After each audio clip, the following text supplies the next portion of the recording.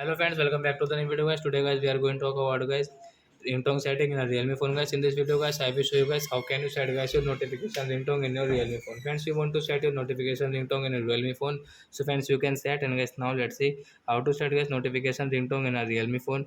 So let's see friends. So before starting video friends, I want to tell you guys, if you need my channel, so friend, first of all go and subscribe my channel, click the bell icon and like my video. So friend, now let's start the video friend. How to set notification ringtone. Guys, open your phone setting and guys click on guys sound and vibration setting, friends, tap here. Again scroll guys, you can see notification ringtone, friends, tap here. Then guys you can see guys there are many notification ringtone guys which you like guys, you can take from here. Example guys, we will click on guys this twinkle ringtone. So guys tap here, again tap. And as you can see, notification ringtone will set into twinkle. So like that guys, you can set guys your notification ringtone in your Realme phone. So I hope friends you have understood how to set notification ringtone in a Realme phone. So that's it guys, thanks for watching the video guys. Now we will meet on next video guys with new topic. Before going guys, please go and like my video, subscribe my channel. Bye bye friends.